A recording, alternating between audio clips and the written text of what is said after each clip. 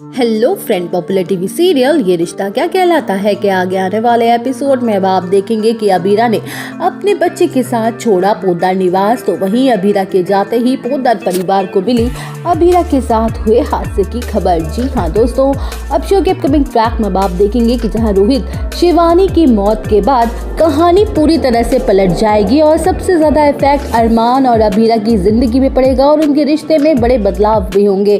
तो वहीं रूही बच्चे को जन्म दे देगी और उसके बाद वो बच्चे पर बार बार अपना हक जताने की कोशिश करेगी और किसी न किसी बहाने से अबीरा से बच्चा छीनती रहेगी।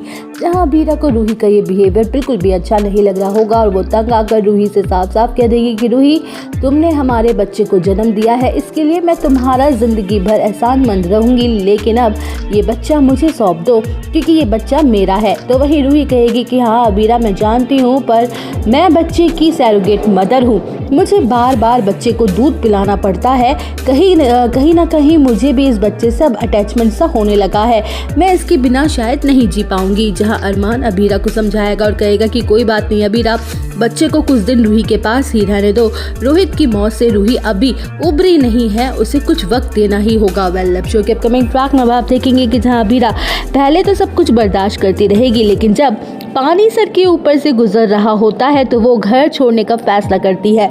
तो वहीं रूही अपना असली रंग दिखाएगी और कहेगी कि अबीरा, तुम्हें अरमान और बच्चे में से किसी एक को चुनना होगा और उसके बाद तुम्हें इस घर से जाना होगा। यहाँ अबीरा अपने बच्चे को चुनती है क्योंकि वो जानती है कि पोद्दार परिवार को अरमान की ज़रूरत है, उसके कंधों पर सबकी जिम्मेदारियाँ हैं। वेल, शो के अपकमिंग ट्रैक में आप देखेंगे कि जहाँ अबीरा बच्चे के साथ गुस्से में घर छोड़ के चली जाती है तो वहीं अरमान के साथ साथ पूरा पोद्दार परिवार शॉक्ड हो जाता है और अरमान उसे ढूंढने की कोशिश करता है।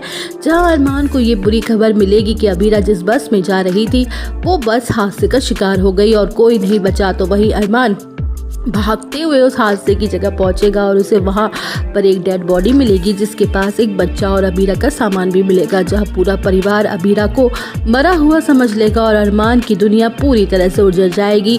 तो वहीं रूही के तो खुशी के ठिकाने नहीं रहेंगे और वो सोचेगी कि अबीरा के चले जाने के बाद उसका रास्ता तो साफ हो गया है, अब वो अरमान से शादी कर पाएगी। लेकिन अरमान रूही से शादी नहीं करने वाला है। जहाँ कहानी में 5 साल का लीप आएगा और लीप के बाद अबीरा नई पहचान के साथ आरके के साथ लौटेगी।